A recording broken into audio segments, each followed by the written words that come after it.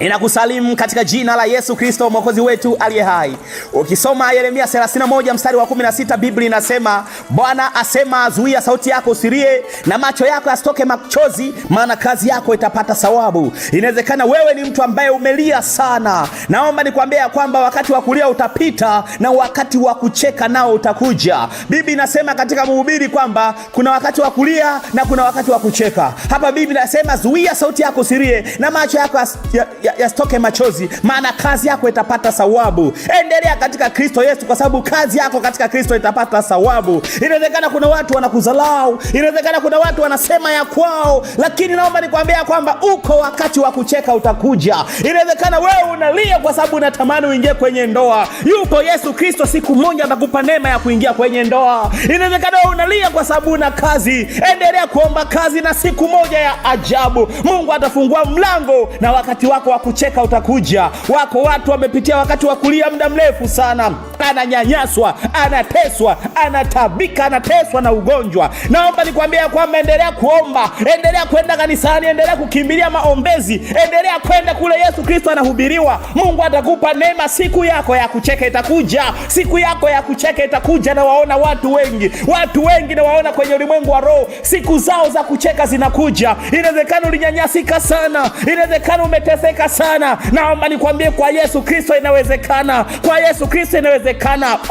Wewe mama uneteswa na huo ugonjwa, katika jina la Yesu Kristo Mungu akupe neema, Mungu akuponye, Mungu akuponye na wakati wa kucheka uje. Imeandikwa katika Mathayo 4:23, Yesu anaponya magonjwa yote na madhaifu yote. Imeandikwa katika Mathayo 9:35, Yesu anaponya magonjwa yote na madhaifu yote. Imeandikwa katika Kumbukumbu la Torati 7:15, Mungu anaweza kuhamisha ugonjwa kutoka kwa mtu. Kwa kupigwa kwake Yesu Kristo tumepona. Naomba nikwambie kwamba umelia sana, niko mahali hapa kukutangazia Yesu Kristo anaenda kukupa neema. Kuna watu anaenda kuwapa neema, kuna watu na waona kwenye ulimwengu wa roho, ndio maana nasema Mungu anaenda kukupa neema, Mungu anaenda kukupa neema. Umekuwa mwaminifu kwa sadaka, umekuwa mwaminifu kwa maombi, umekuwa mwaminifu, umejitunza binti, Yesu anaenda kukupa neema katika jina la Yesu. Naomba wewe ukaje wakati wa kucheka kwako. Umetabika sana, umenyanyasika sana. Mungu mweza yote, Mungu mwema akupe neema, akupe kushinda, akupe kufaulu kwa jina la Yesu Kristo aliye hai. Mungu mwema atakutendea. Nakwambia Mungu wa mbinguni atakutendea. Endelea na wokovu wa Bwana Yesu. Endelea kuishi maisha matakatifu. Endelea kujitunza. Endelea kuambia watu Yesu ni Bwana. Endelea kumtumikia Bwana Yesu. Hajakusahau bado.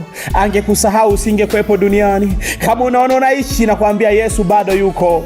Ana kazi na wewe, ndio maana unaishi. Kama unaona unaishi, yule Jehova El Shaddai, Jehova Jireh, Jehova Mungu wa uzima ana kusudi na wewe, ndio maana unaishi. Endelea kujitunza, endelea kuishi maisha matakatifu. Mche Mungu katika Kristo Yesu. Neema yake ikufunike na utamuona yeye. Mungu akubariki sana, Mungu akulinde. Baba Mungu, namwombea mtu huyu, namwombea neema, namwombea ushindi, namwombea kibali na nguvu zako zimfunike.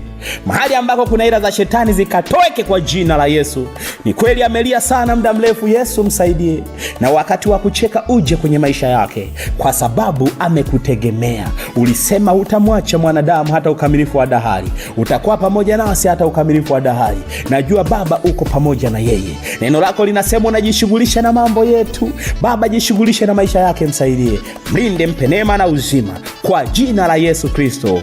Amen. Mungu akubariki sana. Majina yangu Peter Michael Mabula, ni mtenda kazi kwenye shamba la Bwana Yesu. Mungu akubariki na kulinde. Endelea na Bwana Yesu, jitunze, ni siku za mwisho. Mungu akukumbuke. Amen. Amen.